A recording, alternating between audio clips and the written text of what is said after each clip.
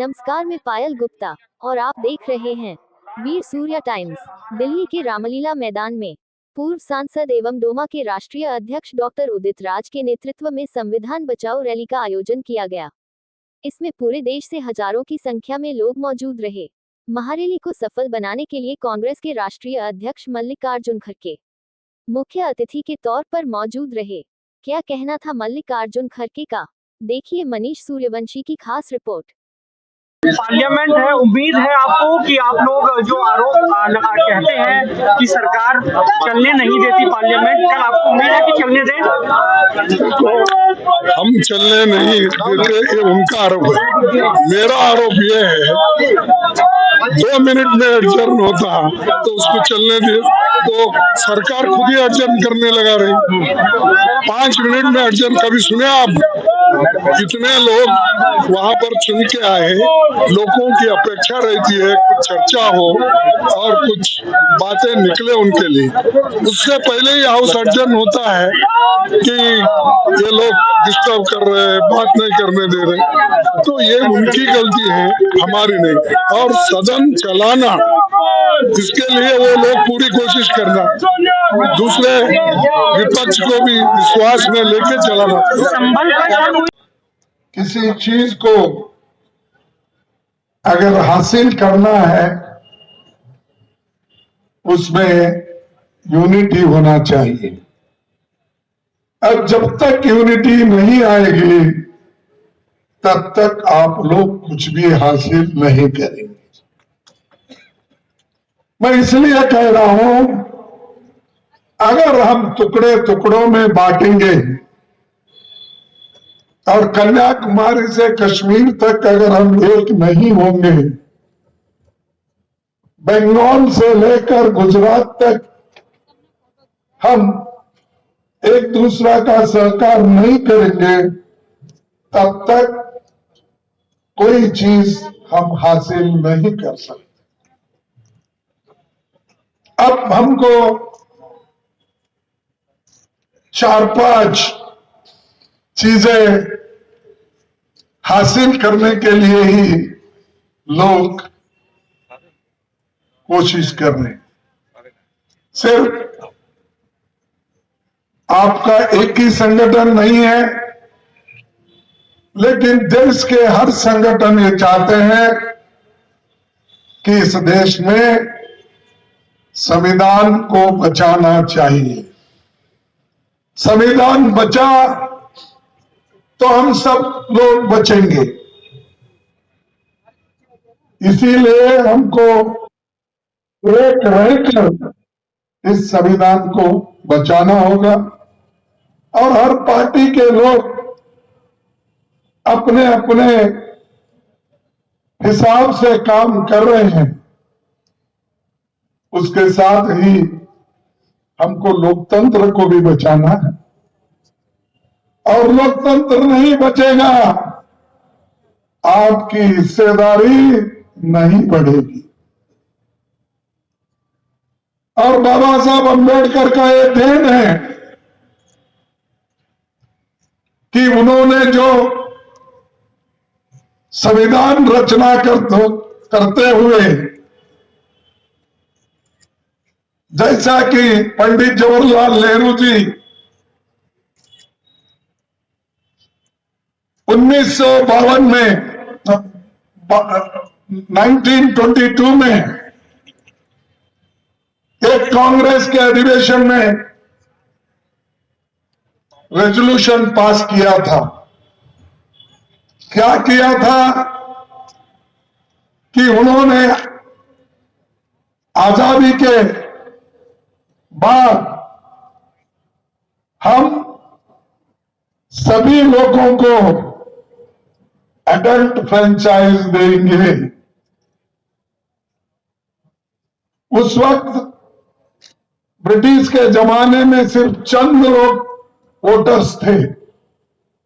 किसी प्रांत में 300, किसी प्रांत में 400, किसी प्रांत में 500 ऐसे वोटर्स थे। वो सब अमीर थे, जमींदार थे। वही लोग प्रांतीय सरकार भी ब्रिटिश के वक्त चलाते थे। लेकिन पंडित जवाहरलाल नेहरू जी प्रधानमंत्री बनने के बाद जो कॉन्स्टिट्यूंट असेंबली बन गई और डॉक्टर बाबा साहब अम्बेडकर उस ड्राफ्टिंग कमेटी के चेयरमैन बन गए, तब दोनों ने मिलकर अडल्ट फ्रेंचाइज हमको जरूरी है, चाहे पुरुष हो, चाहे महिला हो, चाहे युवा हो, चाहे गरीब हो, चाहे अमीर हो, चाहे कम से कम रास्ते पे काम करने वाला भी हो, उसको वोटिंग का अधिकार हम दे के रहेंगे। इसीलिए तो संविधान बन गया। और ये किसी की देन नहीं है, कोई आता कुछ तो बकता है। मैं देखा हूं बहुत से बीजेपी के लोग बकते रहते। क्या उन्होंने आपको अडल्ट फ्रेंचाइज दिलाया? क्या आपने को फंडामेंटल राइट्स, बुनियादी जो हकूक मिले, क्या मोदी ने दिलवाया? बोलिए, आप मोदी ने दिलवाया आपको? ये तो संविधान की देन है और संविधान ने आपको दिलाया है, लेकिन आप उसको भूल जाते हो। हर आदमी इस चीज को भूलते हैं, जो आपको फाउंडेशन में सब कुछ मिला, उसको आप लोग हिफाजत करने के लिए तैयार नहीं है, इसके बारे में सोचते नहीं है। मनुस्मृति में तो यह कहा गया है कि हमारे बहनों को, माताओं को समान अधिकार नहीं होना चाहिए, पुरुषों को ही सब कुछ मिलना। अब उन्होंने ये भी कहा, मैं भूल गया हूं, माफ करना, आप लोग इसको ठीक कर ले सकते हैं। मनु ने ये कहा और उसके साथी लोगों ने भी ये कहा कि शूद्र और महिलाएं ये सब तांडन के अवतार है। कहा यही ना? ताड़न के अधिकारी, तांडन के अधिकारी है। ताड़न के अधिकारी, ताड़न ताड़न ताड़न ताड़न ताड़न, ठीक है, आपके पास वो बोलते हैं, हमारे पास ये बोलते हैं, भाषा की अलग।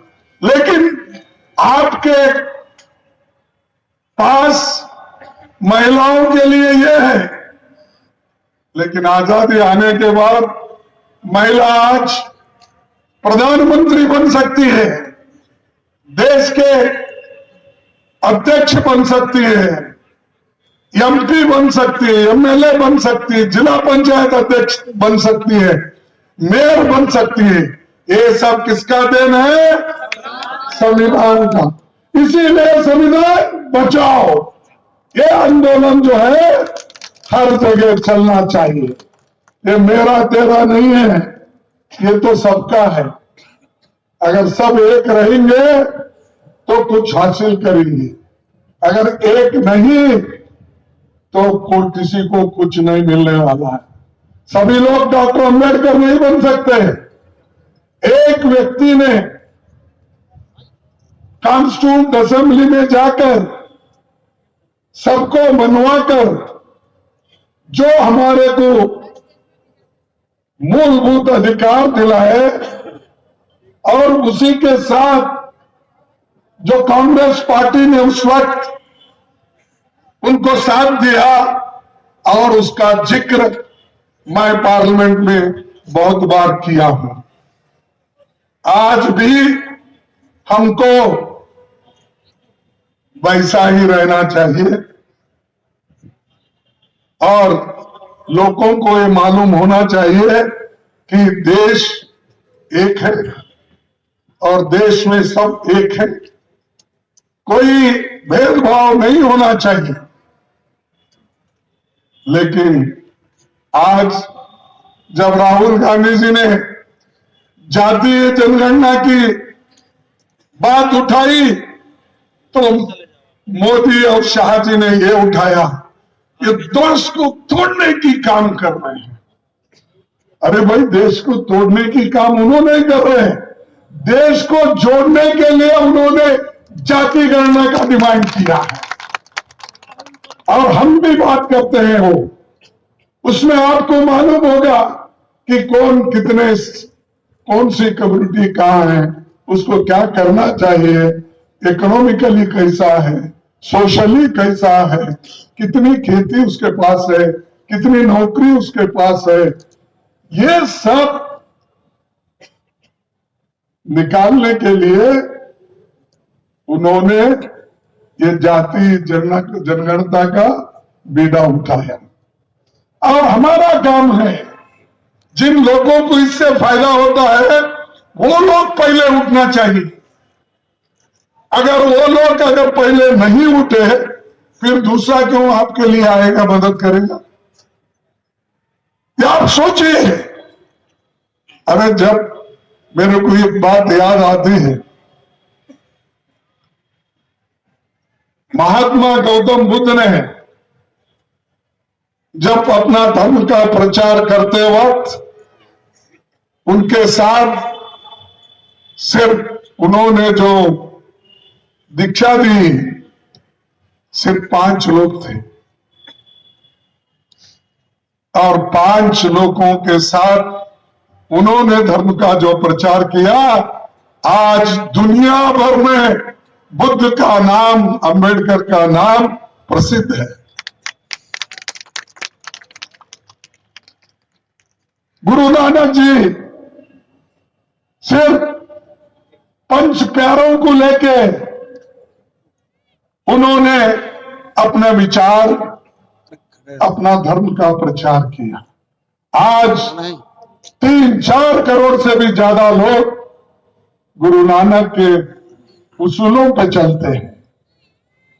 और ये सब जब डिटर्मिनेशन होता है, जब हम एक होके काम करते हैं, तो उस वक्त ये हासिल कर सकते हैं। आज बहुत से गरीब लोग भी जो सिख धर्म में हैं, उन्होंने भी बहुत अच्छा अपनी पढ़ाई हासिल की, संपत्ति भी बनाया, सब कुछ किया। इस यूनिटी को तोड़ने के लिए मोदी जी कोई कसर नहीं रखते। धर्मों में झगड़ा, जातियों में झगड़ा, एक जाति को उठाएंगे शेड्यूल कास्ट में, दूसरे जाति को नीचे करेंगे। एक जाति को मुसलमान में किसी एक कास्ट रहता है, उसको प्रोत्साहन देने की कोशिश करेंगे, लेकिन आम आबादी को, आम लोगों को वो इसलिए छोड़ देते हैं क्योंकि उनके प्रति उनकी घृणा है, नफरत करते हैं। इसीलिए उस नफरत के खिलाफ हमारी लड़ाई है। और खास करके अब पॉलिटिकल पावर ये जरूरी है। अगर बाबा साहब अम्बेडकर संविधान के रूप में अगर आप लोगों को पॉलिटिकल पावर नहीं देते, वोटिंग पावर अगर नहीं देते, नेहरू जी उनको अगर कबूल नहीं करते, आज हमारे इतने लोग एमएलए, एमपी, आईएएस, आईपीएस लोग कभी नहीं होते थे। आप ये याद करो, अब पीछे देखो, अब आगे देख के तो चलो, लेकिन पीछे भी देखो। जिन जिन लोगों ने तुम्हारे लिए कुर्बानी की है, लड़े हैं, लड़ते रहे हैं, उनका भी थोड़ा ख्याल रखो। और दोस्तों, मैं एक और बात कहूंगा, बहुत सी चीजें हैं, मैं उसको बोलने नहीं जाता क्योंकि आप लोग बहुत देर से यहां बैठे हैं।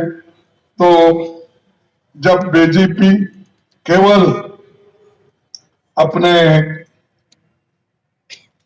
नैतिकता की बात बहुत करती है, यह और बार बार अनैतिकता काम करते हैं।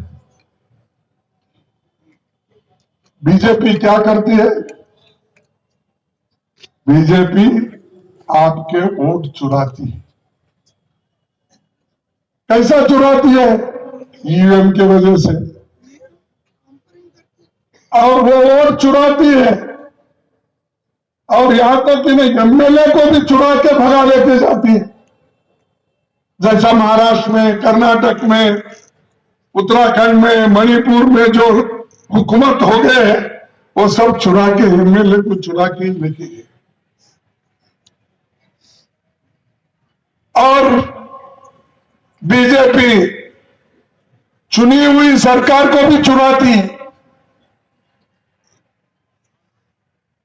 और आपके पेंशन को भी चुराती है। और किसानों का एमएसपी तो छोड़ो, उसको तो वो लोग कुछ भी नहीं करे, लेकिन बॉर्डर पे लोग एमएसपी के दाम के लिए बैठे हुए थे, उनको मारकर भगा दिए, कुचल कर मारे। ऐसी बीजेपी है और उसके नेता भी लोग वैसे ही हैं, और आपका हकूक चुराती है और लोकतंत्र की आत्मा निष्पक्ष चुनाव में बसती है। हम यही कह रहे हैं, देखो भाई, आप निष्पक्ष पद से चुनाव करो, चोरी मत करो वोटों की। वो कौन? अरे मैं देखा हूं बहुत से जगह, मेरे को कंप्लेंट आए पूरे देश में, वो लोग बोलते हैं साहब 1 घंटे में 1000 वोट डाल देते हैं। ये कैसा? बैटरी खत्म होती है, लेकिन बाद में अगर देखते हैं तो वहां पर फिर बैटरी, उसका जो दिखता है 60-70% दिखता है, 99%। तो ये सब कैसा होता है? इसीलिए जमहूरियत को टिकाना भी इंपॉर्टेंट है। जातीय जनगणना के लिए भी हम तैयार होना चाहिए। जातीय जनगणना उसी वक्त होगी जिस वक्त तुम्हारे पास पावर होगा लड़ने के लिए। अगर तुम तैयार हो तभी जातीय जनगणना के लिए वो लोग तैयार हो जाएंगे। हम तो कर रहे हैं। हम अब हमारे हनुमंत राव जी यहां बैठे, अब वहां पर तेलंगाना में शुरू हुआ और उसी ढंग से कर्नाटक में शुरू हुआ, और हर जगह जहां कांग्रेस है वहां शुरू हुआ। लेकिन जहां जहां बीजेपी है वहां उन्होंने शुरू नहीं किया, क्योंकि मोदी साहब बोलते हैं भाई जाति जाति में बंटवारा हो जाएगा, इसीलिए जाति जनगणना अब जरूरी नहीं है। कि हम जिस ढंग से आज जाति जनगणना के लिए, संविधान बचाने के लिए, लोकतंत्र बचाने के लिए, अपने हकूक को ठीक ढंग से रखने के लिए हम जो कोशिश कर रहे हैं, उसी ढंग से हमको ये जो हम बात कर रहे हैं, ये जो हमारे हक है, उसको रिटेन करने के लिए भी हमको एक होकर लड़ना चाहिए। गरीबी बढ़ रही है, बेरोजगारी बढ़ रही है, और महंगाई तो इतना बढ़ रहा है, पूछो मत। इधर मोदी ध्यान नहीं देते, इधर लोगों के समस्याओं को हल करने की कोई कोशिश नहीं करते। इसीलिए आपको इसलिए भी लड़ना होगा, जैसा कि हम ईवीएम के खिलाफ तो लड़ेंगे, जनगणना, जातीय जनगणना के खिलाफ जो हो रहा है आंदोलन उनका, हम उसको भी मुकाबला करेंगे और जातीय जनगणना, संविधान बचाने का, लोकतंत्र बचाने का सभी काम हम करेंगे। और 50% जो एक सीमा है रिजर्वेशन का, उसको खत्म करके हम ज्यादा उसको परसेंटेज में लाएंगे, तभी हमारे ओबीसी को हक मिलता है, तभी हमारे दूसरे लोगों को हक मिलता है।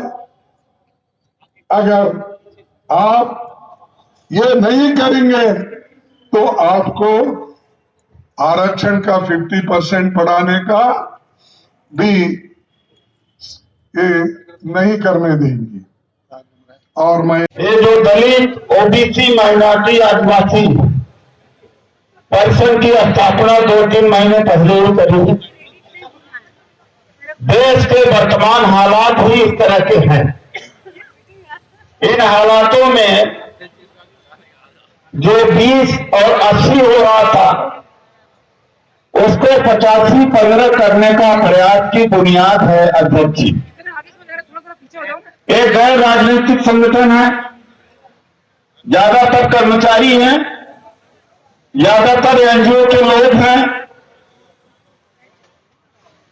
और सामाजिक कार्यकर्ता।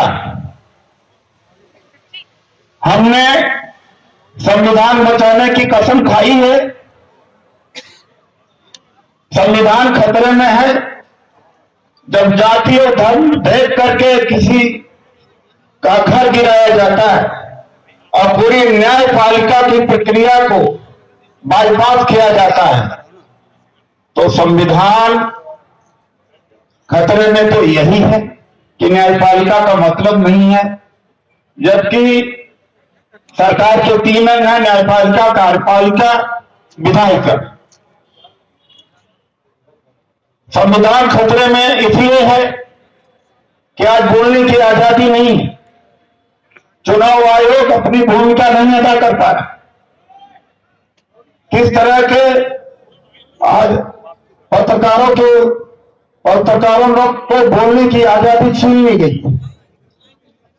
जाति जनगणना के लिए मैं एक बात इस बुनियाद में कहूंगा अध्यक्ष जी कि मैंने ओबीसी और एससी एसटी को पूरे देश में संदेश देने का कोशिश किया कि मंडल का विरोध किसी मुसलमान ने नहीं किया था। मंडल का विरोध किसी मुसलमान ने नहीं किया था और जाति जनगणना का विरोध कोई मुसलमान नहीं कर रहा है, तो मुसलमान हमारा साथी है। 2018 से लेटरल एंट्री के थ्रू आईएएस बनाए जा रहे हैं। ओबीसी का, एससी एसटी का हाथ मारा जा रहा है। क्या यह मुसलमान कर रहे हैं? जो 20 और 80 का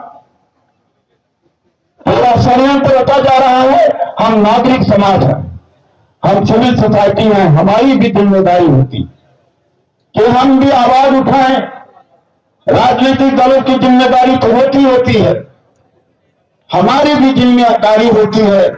आरक्षण खत्म होगा, महंगाई बढ़ेगी, जुल्म अगर बढ़ता है तो नागरिक समाज, सिविल सोसाइटी के ऊपर भी उसका असर पड़ता। क्या हमारी जिम्मेदारी नहीं बनती है?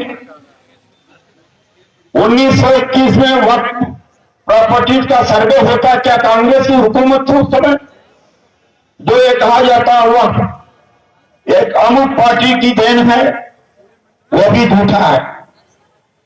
Kashi Vishwanath temple endowment trust बन सकता है, तो वक्फ बोर्ड का क्या अस्तित्व, कौन सा खतरे में है, कौन सा गैर संवैधानिक है?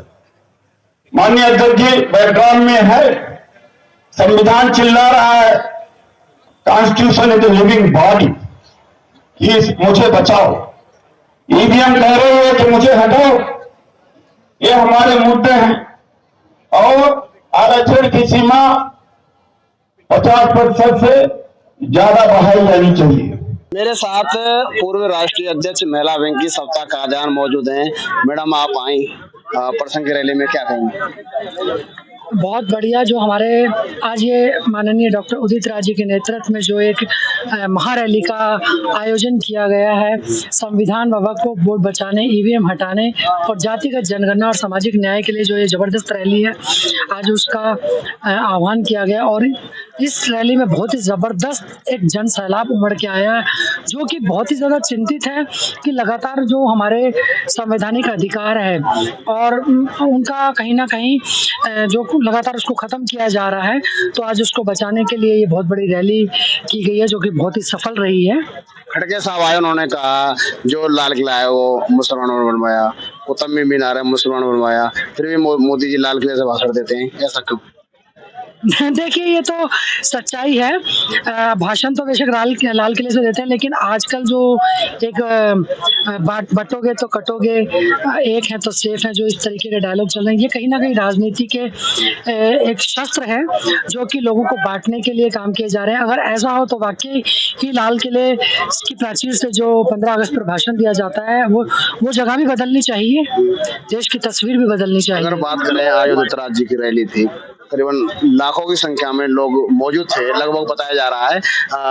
कुछ असर होगा सरकार को? देखिए, जब तक जनसंख्या जितने भी देश की 80% आबादी अपने अधिकारों के लिए अगर सामने नहीं आएगी, क्योंकि आज लड़ाई सिर्फ बचाने की लड़ाई है, और जब तक संख्या बल नहीं दिखाई देगा तो सरकार इसी तरह मनमाने तरीके से आए दिन संविधान में संशोधन करती रहेगी और संवैधानिक अधिकारों को हटाती रहेगी। तो ये रैली हर साल प्रतिवर्ष डॉक्टर उदित राज जी जो समाज की भलाई के लिए जो हर साल इस तरह की रैली करते हैं और एक आवाज देते हैं, तो मैं कहती हूँ कि ज्यादा से ज्यादा लोगों को इस रैली में शामिल होकर अपने सामाजिक न्याय की लड़ाई लड़नी चाहिए और डॉक्टर उदित राज जी के हाथ हमें मजबूत करने चाहिए। ये मल्लिकार्जुन ने बहुत विस्तार से सारी बातों को कहा कि किस तरह से देश के संविधान पर, लोकतंत्र पर, हमारी एकता पर हमले हो रहे हैं और उससे हम लोगों को बचना होगा, उसका जवाब देना पड़ेगा। और मुझे खुशी है कि आज यहाँ उदित राज जी ने एक प्रोग्राम बनाया जिसमें संविधान की रक्षा, आरक्षण की बात कही और कैसे देश में एकता व अखंडता बनाए रखना है, तो कैसे दलितों का, समाज के कमजोर वर्ग की जो उनका आरक्षण का मसला है, उसको कैसे उसको सुरक्षित किया जाए। संबल हिंसा पे क्या कहना चाहेंगे? संबल हिंसा पर कहा जा रहा है कि जो अदालत का निर्देश आया है कि अब उस पर अभी कुछ बोलना मुनासिब नहीं हुआ, क्योंकि वो मामला अदालत में। सर, मोहन भागवत जी का एक और बयान आया है जनसंख्या में जो डिसबैलेंस, मोहन भागवत जी का एक और बयान आया है पॉपुलेशन कम होने को लेके, उन्होंने कहा है कम से कम 3 बच्चे जो है वो पैदा करने चाहिए। ठीक है, पहले वो पैदा करके दिखाए ना। साथ डॉक्टर रवि महेंद्रा जी मौजूद हैं, जो राष्ट्रीय महासचिव है परिसंघ के। सर, क्या कहेंगे? बहुत लोग, लाखों संख्या में लोग मौजूद हैं, क्या संदेश देंगे? मनीष जी, मैं आपके चैनल के माध्यम से कहना चाहता हूं कि सामाजिक मुद्दों को लेके पिछले 10 साल में इससे बड़ी कोई रैली नहीं हुई है। दोमा परिसंघ ने सब रिकॉर्ड दिल्ली में तोड़ दिए हैं। राजनीतिक दलों की रामलीला मैदान की रैलियां होती हैं, लेकिन सामाजिक मुद्दों पे लाखों लोग आज दिल्ली में हैं। कई बसें हमारी बॉर्डर पे रोक ली गई है, लेकिन उसके बावजूद में रामलीला मैदान पूरा भरा हुआ है। आप देख सकते हैं, आज जो लड़ाई है संविधान बचाने की है, आज जो लड़ाई है ईवीएम हटाने की है, और आज जो लड़ाई है वो भागीदारी और हक की है। जातीय जनगणना के लिए आज लाखों लोग दिल्ली में इकट्ठा हुए हैं। उनकी मांग है कि दलितों की, पिछड़ों की, आदिवासियों की जातीय जनगणना होनी चाहिए, जिसके आधार पे उनको उनका हक और हिस्सेदारी मिल सके। अगर डॉक्टर साहब बात जाए, एक तरफ आप कह रहे हैं वक्फ बोर्ड बढ़ाया जाए, एक तरफ कह रहे हैं कि समाप्त किया जाए और जो सनातन बोर्ड है उसकी स्थापना हो, आप क्या सोचते हैं सर? मेरा ये मानना है कि भारत एक धर्मनिरपेक्ष देश है और उसमें सब धर्मों को अपना हक, हकूक मांगने का अधिकार है। 1991 का पूजा स्थल अधिनियम ये कहता है कि 1947 से पहले चाहे मंदिर हो, चाहे मस्जिद हो, चाहे गुरुद्वारा हो, चाहे चर्च हो, सबके सब जो है वो एज इट इज रहेंगे। उसमें कोई छेड़छाड़, कोई जांच, कोई सर्वे नहीं होना चाहिए। तो मेरा ये मानना है कि संविधान पे बहुत बड़ा हमला है और किसी की भी धार्मिक स्वतंत्रता को हमें नहीं छीनना चाहिए। मैं ये संदेश देना चाहता हूँ आपके चैनल के माध्यम से कि आज ये समय आ गया है संविधान की रक्षा करने का। संविधान को ये नहीं कि वो हटा देंगे, लेकिन इसमें अगर समानता का अधिकार हट गया, धर्मनिरपेक्षता का अधिकार हट गया, आजादी का हट गया, भागीदारी का प्रावधान हट गया, तो संविधान अपने आप खत्म हो जाएगा। इसलिए मैं आह्वान कर रहा हूँ कि सभी जो मानवतावादी है, समतावादी है, न्यायवादी है, अम्बेडकरवादी है, फूलेवादी है, सर छोटू राम को जो मानते हैं, कलाम साहब को जो मानते हैं, सबसे ये आह्वान करता हूँ कि आप अपने हकूकों की लड़ाई के लिए खड़े हो जाएं। यही मौका है। अगर आप अब झुकेंगे तो परिस्थितियां बड़ी विकट हो सकती हैं। लेकिन जिस तरीके से आज लाखों लोगों का हजूम आप देख रहे हैं पीछे मुड़ा है, तो अब ये बहुजन समाज जाग चुका है और अपने हक लेके रहेगा। हम संविधान की रक्षा भी करेंगे और अपने अधिकार और सम्मान के लिए भी लड़ेंगे। आज ये रामलीला मैदान से आह्वान। झारखंड से दिनेश कुमार परिसंघ के जनरल सेक्रेटरी हैं। आज जो परिसंघ के द्वारा महारैली की जा रही है, इसमें ST SC OBC और माइनॉरिटी के प्रमुख नेता लोग शिरकत किए हैं और पूरे देश की तमाम जनता शिरकत की है। इस रैली के माध्यम से सरकार को यह चेतावनी देना चाहते हैं, अगर यदि हमारी मांगों को नहीं मानी गई तो जिस तरह से झारखंड में आने वाला जो चुनाव हुआ रिजल्ट कि भाजपा को झारखंड से उखाड़ फेंक दिया गया है, इस तरह से पूरे देश से भाजपा को उखाड़ फेंकने का काम करेंगे।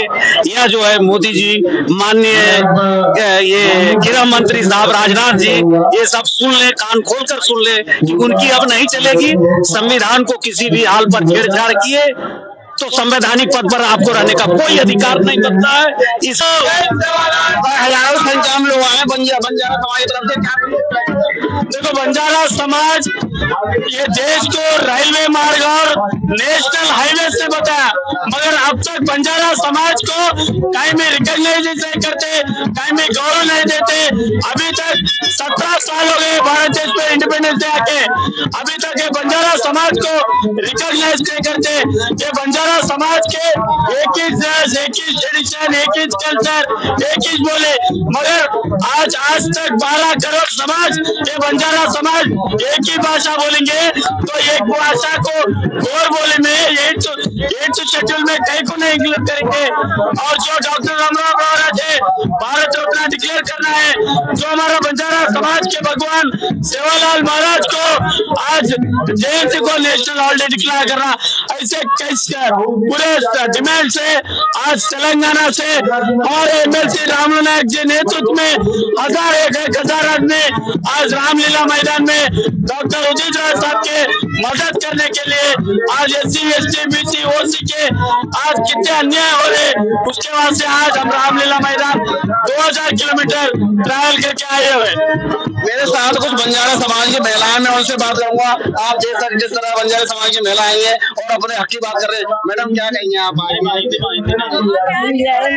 देखो, ये हिंदी आती नहीं है इनको, मैं और कुछ लोगों से और बात करता हूँ। आप क्या कहेंगे मैडम, बताइए आप क्या कहेंगे, किस लिए आए हैं आप? क्या हम लोग हमारे बंजारे गोर बंजारे लोग को हमारा कोई नाम नहीं, निशान नहीं, हमको तो नाम चाहिए, हमारा सबूत चाहिए बंजारा आदिवासी करके। ये बंजारा समाज की महिलाएं हिंदी नहीं बोल पा रही है और इनका जो हक है, बंजारा समाज यहाँ रामलीला मैदान में डटा हुआ है। हमारा जो बंजारा समाज है, जो हमारे तेलंगाना में भी हमारे को जो जिस दिन पार्टी हमारे आप क्या कहेंगे सर, बंजारा समाज को लेके आप आए यहाँ इकट्ठे हो रहे हैं, क्या हमारा जो बंजारा समाज में जो हमारा रिजर्वेशन है, हम हमारा भगवान का जो है ना, सब कुछ हमको चाहिए करके हमारा डिमांड है।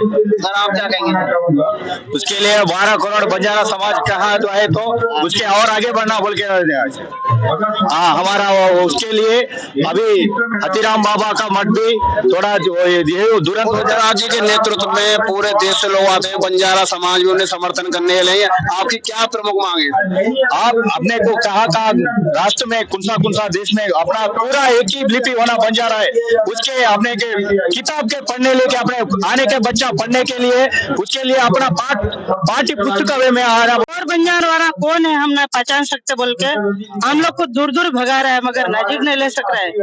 हाँ, वोट के टाइम पे नजीक आता है और वोट होने का बाद हम लोग पहचान नहीं सकते बोल के हम लोग को कोई पहचान नहीं रहे।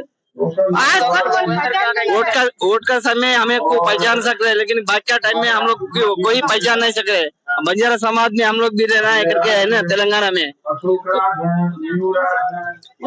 मैं सोमर रामलीला मैदान में मौजूद हूँ, जो यहाँ लगातार लोग अपने अपने लोगों के साथ आ रहे हैं। दिल्ली का मशहूर ये पंकज बैंड के साथ कुछ लोग आए हैं और मैं जानना चाहूंगा कितने लोग यहाँ आ रहे हैं। और आप देख सकते हैं यहाँ की जो रैली है, ये जो परसंग की रैली है, डोमा परसंग की रैली है, इस रैली को एक द्वार तरह मनाते हैं, जैसे होली दीपावली मनाते हैं इस तरह से इस रैली को मनाते हैं। मैं कुछ लोगों से बात करूंगा, आप जानना चाहूंगा जैसे दीपावली होली का त्योहार होता है, इसी तरह त्योहार को मनाने के लिए कुछ लोग आए हुए हैं मेरे साथ लोग हैं। क्या कहेंगे सर, आप ढोल लगाने के साथ आए हुए हैं, क्या संदेश रहेगा, किस लिए आए आप? हम पूरे देश में ये संदेश देना चाहते हैं कि ईवीएम से चुनाव ना हो, और हमारे उदित राज जी इस लड़ाई को काफी दिनों से लड़ रहे हैं और हम आगे भी लड़ते रहेंगे। और हम लोग पूरे देश में ये संदेश देना चाहते हैं कि ईवीएम में गड़बड़ी है, और ये जब तक बीजेपी इस देश में रहेगी, राज करेगी, तब तक ईवीएम घोटाला से ही जीतेगी, अन्यथा देश के अंदर से ये खत्म हो चुकी है। लगभग तो हम लोग सरकार की नींव को हिला देंगे अपने जन आंदोलन के साथ में, और उदित राज जी के नेतृत्व में हम उनका पूरी तरीके से तन मन धन से सहयोग करते हैं और करते रहेंगे। सर इसलिए भीड़ आप लेके कहाँ से आते हैं? ये कुछ लोग कहेंगे ओमकार सिंह आते हैं, बहुत भीड़ के साथ आते हैं, हजारों लोग उनके साथ होते हैं। सर ये भीड़ आती कहाँ से आपके पास? ये सब उदित राज से, संविधान से और इससे प्यार करते हैं, इसीलिए। और ये बगैर पैसे की रैली होती है, इसमें पानी भी नहीं मिलता है किसी को भी, सब अपने खर्चे से आते हैं। और सर अभी आने वाले हैं, और क्या कहते हैं, हमारा संदेश तो सिर्फ एक ही है कि ईवीएम पर बिल्कुल ईवीएम से चुनाव नहीं होना चाहिए, और चुनाव जो होना चाहिए बैलेट पेपर से होना चाहिए। और ये मांग जो हम कर रहे हैं, ये उदित राज सर कर रहे हैं हमारे, और हम इस लड़ाई को लड़ते रहेंगे। और जब तक हमारे को ये इंसाफ नहीं मिलेगा उदित राज जी के नेतृत्व में, हम इस लड़ाई को लड़ते रहेंगे। मेरे साथ कुछ और लोग हैं और ओमकार जी के साथ आए हुए हैं। क्या कहेंगे सर, ओमकार जी के साथ आए आप? क्या जो हम ढोल नगाड़े जो लेके आए ना, जो ढोल नगाड़े लेके आए हैं, ये हमारा कोई वो खुशी का माहौल नहीं है। ये सिर्फ जो अडानी अंबानी की जो दो नौकर है ना, उनने जो कान में झटक ठोक रखी है, उसको निकालने के लिए लेके आए। जो अत्याचार करा जा रहा है, जो संविधान को कुचला जा रहा है, उसके खिलाफ ये रैली है। संविधान को बचाने के लिए रैली है, ईवीएम के खिलाफ रैली है, और जो बेरोजगारी है, जो हमारे जो डी ग्रुप की जो नौकरियां जो उन्होंने बिल्कुल खत्म कर दी है, उसको दोबारा से चालू करने के लिए मेरे साथ कुछ और लोग हैं जो ओमकार जी के साथ आए हैं। क्या कहेंगे सीपी सिंह साहब आए? बिल्कुल सर, हम सब ओमकार सिंह नेताजी और डॉक्टर राज जी के साथ में आए, सब बिल्कुल साथ हैं संविधान बचाने के लिए, लोकतंत्र बचाने के लिए, ईवीएम हटाने के लिए, वक्फ बोर्ड बचाने के लिए, और सभी लोग पूरा तन से आए, तन से साथ में। रामलीला मैदान भर चुका है और लोग अब भी आ रहे हैं। अरे यहाँ पे तो सर लाखों में लोग आ रहे हैं, बहुत लोग आएंगे अभी तो। देश के पूरे भारत से लोग आते हैं, आदिवासी भी आते हैं, सभी लोग आते हैं, सभी SC ST आदिवासी OBC मुस्लिम यहाँ पर सर। हमारे उदित राज जी माननीय नेता आदर्श हैं, सामाजिक लड़ाई लड़ते चले आ रहे हैं, और हम उनके तन मन धन से सहयोग करते हैं, साथ चलते हैं। और आज हम 10-12 बस है करावल नगर विधानसभा मुस्ताबाद विधानसभा से लेकर आए, और हम जो मेरे साथ कुछ और लोग हैं। सर क्या कहेंगे आप? सर ये जो चुनाव ईवीएम का संविधान बचाने का मिशन चल रहा है, और दूसरी बात जो ये बटोगी राजनीति बीजेपी की है, और संभल में देखो इन लोगों ने कांड कराया, जो कि हिंदू मुसलमान के अंदर ये लोग भेदभाव पैदा कर रहे हैं। जो अपना दलित समाज है उनको भी हर जगह दबाते हैं। और दूसरी बात, यहाँ कोर्ट का जजमेंट आता है, 2 घंटे में सर्वे करा देते हैं, उसके बाद कोर्ट और भी मुकदमे पे काम नहीं करती है, और वहाँ पे इतने लोगों की हत्या करा दी है गई, जो कि इसका जिम्मेवार आदित्यनाथ योगी है। आप देख सकते हैं जो लोग यहाँ हिंदू मुस्लिम भाईचारा की भी बात कर रहे हैं। आप देख सकते हैं यहाँ हिंदू मुस्लिम और जो सिख ईसाई सभी समुदाय के लोग हैं यहाँ। आप मेरे पीछे देख सकते हैं किस तरह से जो लोग अभी आ रहे हैं, और आप देख सकते हैं रामलीला मैदान बढ़ता हुआ दिखाई दे रहा है। क्या कहेंगे, हजारों संख्या में लोग आए आपके साथ? हजारों नहीं, आज ये लाखों के आसपास पहुंचेंगे सारे लोग। और ईवीएम के खिलाफ जो लोकतंत्र की हत्या की जा रही है उसके खिलाफ ये मामला है। और जनगणना कराने के लिए है, वक्त वोट को बचाने के लिए है। और यह लड़ाई आम जन की है, कोई पॉलिटिकल नहीं है। यह गैर राजनीतिक संगठन का डोमा परिसंघ की रैली है, जिसमें आज लाखों की संख्या में यहाँ रामलीला मैदान में लोग पहुंच रहे हैं। और निश्चित तौर से हम ये लड़ाई जीतेंगे। सर, और बात किन मुद्दों को लेके आप यहाँ? हमारा मुख्य मुद्दा यही है, जनगणना, जाति जनगणना होना चाहिए। और इसके अलावा वक्त वोट बचना चाहिए और ईवीएम हटना चाहिए। सबसे बड़ा गंभीर मामला ईवीएम, जो लोगों की हत्या की जा रही ईवीएम के वोट के द्वारा, ये सबसे महत्वपूर्ण मुद्दा है। और इस मुद्दे को हम लोग हर हाल में ईवीएम को हटा करके छोड़ेंगे। रामलीला ग्राउंड बनने जा रहा है, पूरा लोग आ भी रहे हैं, क्या कहेंगे? रामलीला मैदान में जगह नहीं बचेगी, लोग इतने हैं। और निश्चित तौर से हम इस लड़ाई को किसी भी हालत में जीत कर रहेंगे। सर, आप क्या कहेंगे? आप ईवीएम हटना चाहिए जी। वोट कहाँ देते पता नहीं लगता कहाँ जा रहा है। सर, आप क्या कहेंगे? आप आओ ना। बस यही है, हम भी यही चाहते हैं, वक्त वोट हमारा बचना चाहिए, संविधान बचना चाहिए जी। संविधान के खिलाफ भी सारे भाई आए, ईवीएम हटनी चाहिए और संविधान को बचाना चाहिए। सर, क्या कहेंगे? आज रामलीला मैदान में है, डॉक्टर उदित राज नेतृत्व में रामलीला मैदान पूरा भरने जा रहा है। बिल्कुल भरने जा रहा है। डॉक्टर उदित राज जी के आह्वान पर डोमा परिसंघ के तहत जो ये रामलीला में एक कार्यक्रम आयोजित किया गया है, जो ईवीएम के खिलाफ है और हमारे वक्फ बोर्ड को जो खत्म किया जा रहा है उसके खिलाफ है।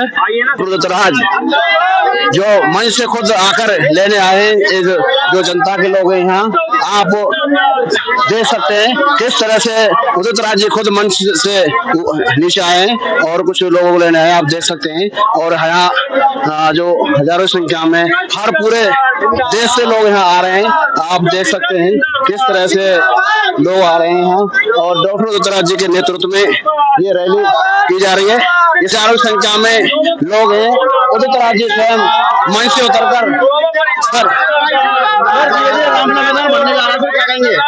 अब देख रहे हैं और धीरे धीरे सैलाब आ जाएगा, रामलीला मैदान पूरा भर जाएगा। संविधान बचाने के लिए, आरक्षण बचाने के लिए है, वक्त बचाने के लिए है और ईवीएम हटाने के लिए है। धीरे धीरे लोग आ भी रहे हैं सर, और पूरा हाँ आ रहे हैं। जी थे और धीरे धीरे आप देख सकते हैं मेरे पीछे हजारों संख्या में लोग मौजूद हैं और उदित राज जी खुद लोगों को लेने आए, आप देख सकते हैं कितनी भीड़, आप देख सकते हैं हजारों संख्या में। लगभग अगर मैं बात करूं तो लगभग 5-6 हजार लोग उदित राज जी के यहाँ आते हैं। और खुद उदित राज जी खुद मंच से उठकर यहाँ उदित राज जी लेने आए कुछ लोगों को, आप देख सकते हैं। और आप देख सकते हैं पूरा जो रामलीला मैदान है पूरा ये बनने जा रहा है थोड़ी देर में। और आप देख सकते हैं जो उदित राज जी स्वयं लेने आए। और मैं कुछ लोगों से बात करूंगा कि जो डॉक्टर उदित राज जी स्वयं देख सकते हैं आप और लेने आ रहे हैं। सर, क्या कहेंगे? देखिए मंच से आके खुद लोगों को लेने आए, नीचे क्या कहेंगे सर? धीरे धीरे बढ़ता जा रहा है। डॉक्टर उदित राज जी जमीन से जुड़े हुए नेता है और वो हर कार्यकर्ता से मिलते हैं, हर आदमी की बात सुनते हैं। और उनका वर्षों का इतिहास है कि एक एक आदमी से वो जुड़ के जो है चलते हैं। और लाखों आदमी जो है अभी यहाँ पहुंच रहे हैं और कुछ ही देर में जो है सब तय हो जाएगा। और आप देखेंगे कि अभी पाँव रखने की जगह नहीं मिलेगी। ये मेरे साथ रवि महेंद्रा जी थे, जो रवि महेंद्रा जी बता रहे हैं अब रैली की शुरुआत हो चुकी है। और मैं अपने कैमरामैन से कहूंगा एक बार दिखाएं यहाँ जो लाखों की संख्या में लोग हैं और यहाँ इस तरह से और लोग बढ़ते जा रहे हैं। आज जो लोगों का मानना है यहाँ कम से कम लाखों लोग उपस्थित रहेंगे। आप देख सकते हैं किस तरह से उदित राज जी मंच से आकर और यहाँ आके दिखाई दे रहे हैं। देखिए आप